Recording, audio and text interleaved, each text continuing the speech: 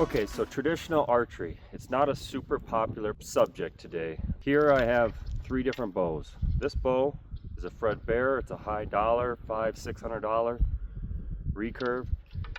And these two are Amazon specials. One's a 40-pound longbow, the other's a 45-pound recurve.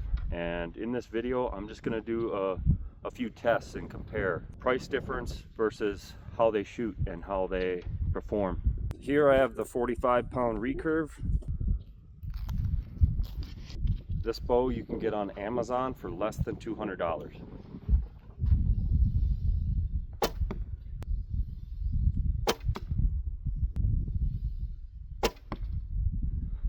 Pretty good group. Pretty decent group for a cheap bow. Here I have the 40-pound longbow. Once again, you can pick this up on Amazon for less than $200.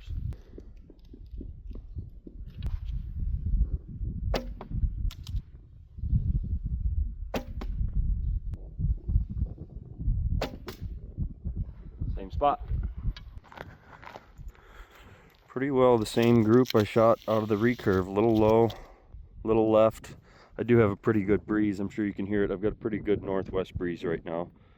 So there's definitely some of that playing into my grouping. Now the 50-pound Bear Kodiak Magnum recurve. This is an expensive bow. I've had it for over 10 years. It'll run you $500–600 depending on whether you buy it new or used. We're gonna give it a few shots here.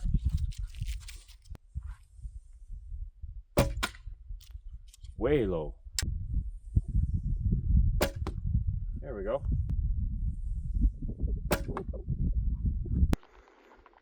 Now you can see my grouping on these. That's out of a high quality bow.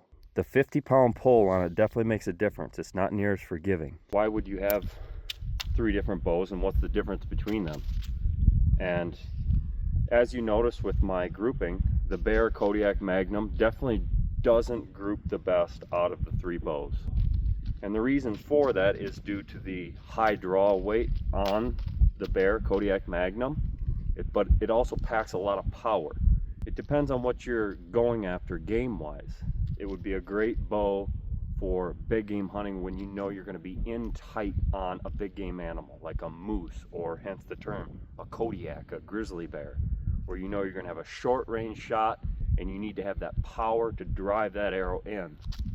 Where the longbow, you're giving up some of that power, but in return you're getting some accuracy. So for deer hunting or small game hunting, you know you can get an arrow out there a little bit farther, but it's going to be more accurate when you do that.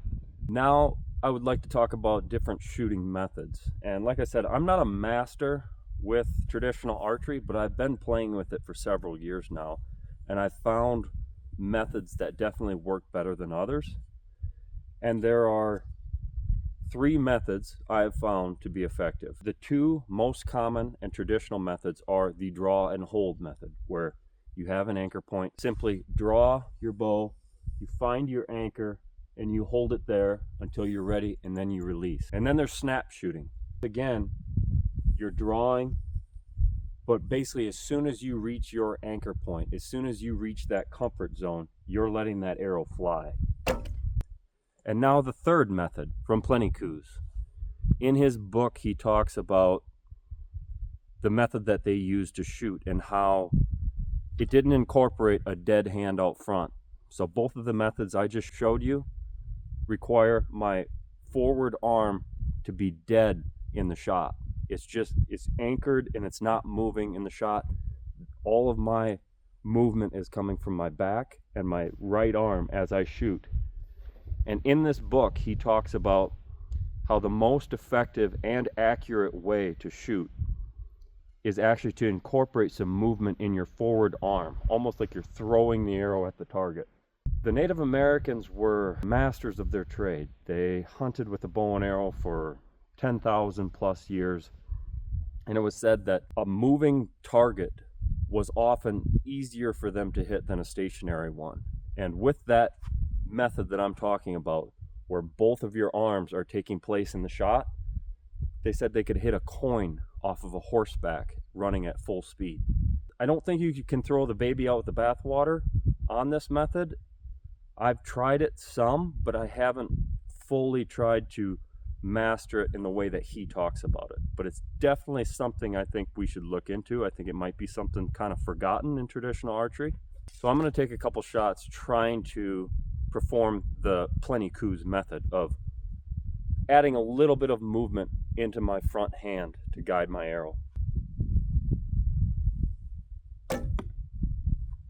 Not bad. Not bad.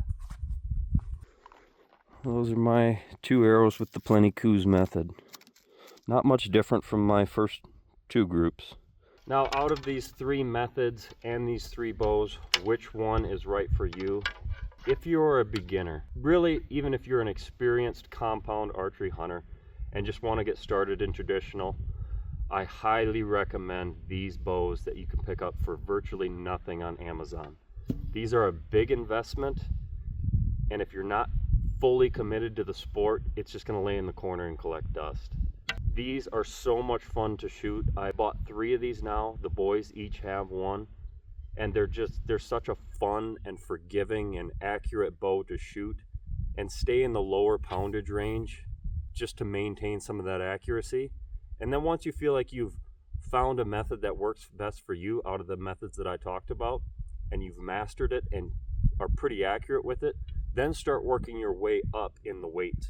I wish someone would have told me that a lot sooner, because I've had this thing for about 10 years and I could never quite get it to shoot right until I really spent some time with a lower poundage bow and got dialed in.